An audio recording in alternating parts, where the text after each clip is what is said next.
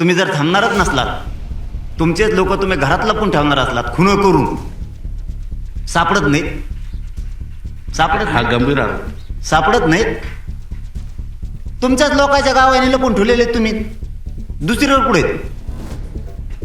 चेहरा दिसल ना, कधी ना कधीतरी चेहरा दिसल ना. अरे आरोपी म्हणलं ना, त्याला जवळच नाही केलं पाहिजे, त्याला मध्ये फेकलं पाहिजे. तुम्ही वाचवे का? म्हणजे सरकारचा आणि मंत्रिपदाचा दुरुपयोग करायला लागले काय तुम्ही? ते जनतेच्या न्यायासाठी, जनतेचे कामं करण्यासाठी मंत्रिपदे का तुमचे लोक वाचवण्यासाठी दुरुपयोग करायला लागले का? आमचा माणूस तर गमावलाच, पण जो दिवस नाही उगायला पाहिजे ते उगू देऊ नका.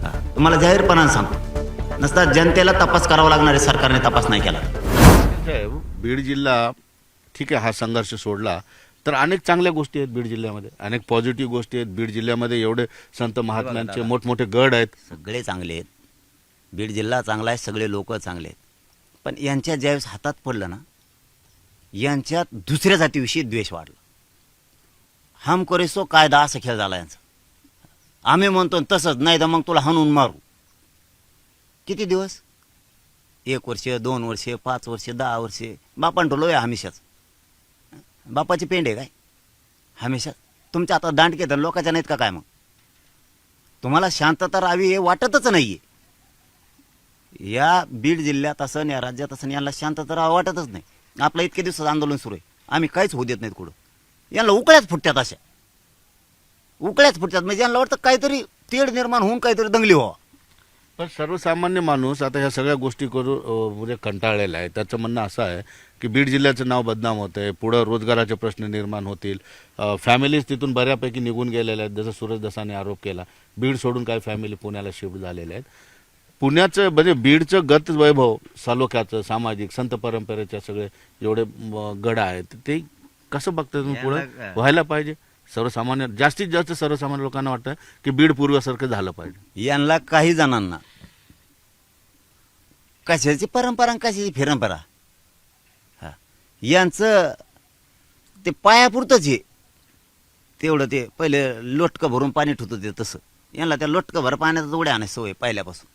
यांना तेवढंच ते त्यांना खूप वाटतं आमचं लई आहे तेवढेच. यांना काहीच परंपरा फिरंपरा काही जणाला. बाकीचे त्यांच्यासुद्धा खूप चांगले लोक आहेत, पण काही जण परंपरा नाही फिरंपरा नाही, त्यांच्या माझं तर नमस्तेतच येते. पण ज्या दिवशी बेतन ना, त्या दिवशी त्यांना वाटतं ह्या चिल्लर गाबड्यांमुळं चांगल्या चांगल्यानं सुद्धा भोगायची वेळ आहे. बरं, संघर्ष कसं संपेल बरोबर? कसं संपेल? आता तुम्ही माणसंच मारून टाकायला लागले, तुम्ही माणसंच मारून टाकायला लागले. मराठा संपणं एवढं सोपं आहे का तुम्हाला? नाही, हा संघर्ष कसा संपेल? आता ते त्यांनाच माहिती दोघाला कसा संपवतोय आणि कसा संपवायचा आहे. त्यांना दोघालाच माहिती. माणसं मारून संपवायचं आहे का त्यांना कुठं शांततेत बसून सगळ्याला सांगून हे करायचं. पण ते काही लोक त्यांच्यात काशे येतं, त्यांना लयच माजन मस्ती. त्यांना वाटतच नाही एखादी घटना झाली द्या सोडू, अशी वच चाव चाव चाव चाव करणार. मग त्यांना वाटतं आम्ही ते गोतल्या आळ्यासारखी, त्यांना वाटतं आम्ही लयच भारी आहेत.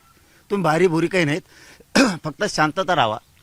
सगळ्यांना वाटतं म्हणून बाकीचं ऐकून घेते. तुम्हाला मोजीत कोण नाही रे. या संघर्षामुळं राज्यामध्ये इतर ठिकाणी काही घटना घडली की आरोपी कोणत्या जातीचा आहे आणि अत्याचारित कोणत्या जातीचा, हा विचार करायला लागलेले लोक. म्हणजे फुलेशाह आंबेडकरांची जी काही विचारधारा घेऊन महाराष्ट्र पुढे जातोय त्याला हरताळ फासला जातो. यांना दुसऱ्याचे लेकर त्यांच्या लेकरासारखे मानायचेच नाही ना. तसं नाही होणार तर काय होणार? आता आरक्षणाचा जर विषय घेतला तर यांना आरक्षण मिळेल तर मराठीने का विरोध केला का? कधीच नाही केला. मग आज आमच्या लेकराला आरक्षण मागतो, तुम्ही विरोध करायला लागले. चूक कोणाची? तुम्हाला तुमचे लेकर वाटते तसं आमचे का वाटत नाहीत? पण तो विरोध राजकीय असू शकेल, एखाद दोन नेता बोलला असेल, पण सर्वसामान्य वंजारी समाज तुमच्या सोबत आहे.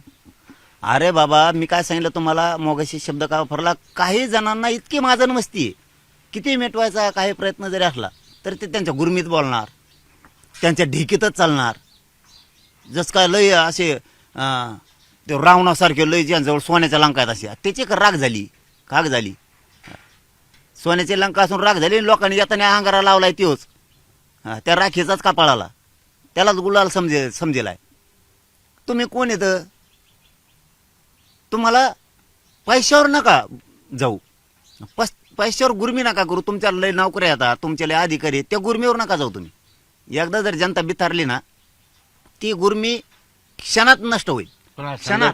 हा संघर्ष संपला पाहिजे दोन्ही समाजाच्या फायद्यात आहे. आता त्या दोघाला कोणत्या टोकाला न्यायचं आहे काय माहीत आता येऊ कोणत्या टोकाला न्यायचं त्या दोघाला कोणाला माहिती त्यांना का त्या गरिबाचे लेकरं असेच मारून टाकायचेत का काय दलितांच्या त्या पोरांची ॲट्रॉसिटी त्या दिवशी घेतली असती तर संतोष भाईचा खून झालाच नसता हे सांगते तसेच यांना गुन्हे घ्यायचे हे सांगते तसंच यांना करायचं हे सांगते यांच्या मनाविरुद्ध यांना गुन्हा चालत नाही जिल्ह्यात म्हणजे यांची किती चूक असली तरी यांच्या मनाविरुद्ध कोणाला घरकुल गेलेलं चालत नाही यांच्या मनाविरुद्ध कोणाला पंचायत समितीचं वाटप झालं नाही पाहिजे यांच्या मनाविरुद्ध यांना शेतकऱ्याचं जे नुकसान भरपाईचं अनुदान आहे यांच्या मनाविरुद्ध नाही चालत यांच्या मनाने चालतं मध्ये मध्ये काही जिल्हा परिषदला भरत्या झालत्या आत्ता शेवट निवडणूक लागायच्या अगोदरच्या 1-1.5 महिन्याच्या अगोदर कुठली भरती झाली आता मी ते माहिती घेतो आता मला सांगितली त्या भरतीत इथून तिथून त्यांचेच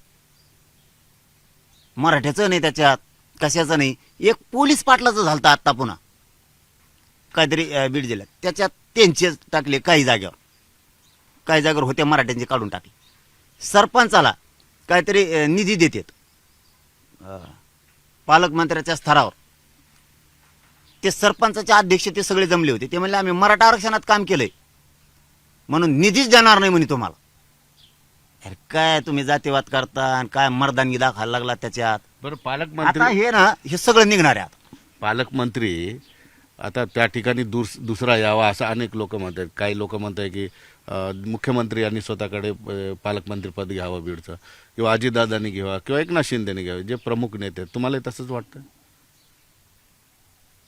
हे बघा आता जनतेची मागणी आहे त्यांच्याबरोबर आम्ही असणारच नसण्याचं काही कारणच नाही पण आमचा खरा मुद्दा हे आहे कोणची जागीरदार अवलाद बसू दे संतोष भाईला आम्ही न्याय देणार आहे तुम्हाला कोणत्या टोकाला जायचं त्याच्या जा आम्हाला ज्या टोकाला जायचं ते आम्ही जाणार आहे आम्ही न्याय घेणार आहे आता 28 तारखेचा पहिला मोर्चा आता हे लोन पसरणार आहे राज्यभर आता 28 तारखेच्या मोर्चाबद्दल लोकांच्या मनात बरीच दहशत पण होऊ लागली शांततेत होईल दहशत पिशत काय नाही मराठे शांत आहेत शांतच राहणार 28 तारखेचा मोर्चा एकदम शांततेत होणार आणि सगळ्यांना आव्हान आहे हात जोडून हा मोर्चा एकदम शांततेत करायचा ती प्रत्येक येणाऱ्या माणसाची जबाबदारी आहे प्रत्येक येणाऱ्या माणसानं स्वतः स्वयंसेवक व्हायचं स्वतः सगळ्यांची सेवा करायची येणाऱ्या माता मावल्यात त्या जशा सुखरूप आल्या तशा सुखरूप घरापर्यंत सगळे माणसं गेले पाहिजेत ही जबाबदारी आपली त्यांना काय करायचं करू द्या कारण आता हे लोन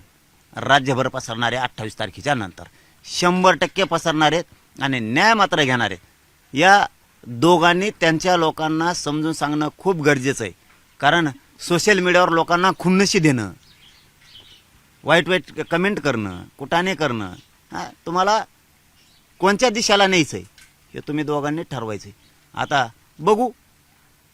बघू तुम्ही जर थांबणारच नसलात तुमचेच लोक तुम्ही घरात लपून ठेवणार असलात खुनं करून सापडत नाहीत हा गंभीर आरोप आहे सापडत नाहीत तुमच्याच लोकांच्या गावाने लपून ठेवलेले तुम्ही दुसरीवर कुठे चेहरा दिसल ना कधी ना कधीतरी चेहरा दिसल ना अरे आरोपी म्हणलं ना त्याला जवळच नाही केलं पाहिजे त्याला मध्ये फेकलं पाहिजे तुम्ही वाचवता म्हणजे सरकारचा आणि मंत्रिपदाचा दुरुपयोग करायला लागले काय तुम्ही ते जनतेच्या न्यायासाठी जनतेचे कामं करण्यासाठी मंत्रिपदे का तुमचे लोक वाचवण्यासाठी दुरुपयोग करायला लागले का हे बघा मंत्री फंत्री पैसे श्रीमंती कामाला येणार नाही जर भित्राभित्री झालीत तुम्ही आमचा माणूस तर गमावलाच पण जो दिवस नाही उगायला पाहिजे ते उगू देऊ नका तुम्हाला जाहीरपणाने सांगतो नसता जनतेला तपास करावा लागणार आहे सरकारने तपास नाही केला तर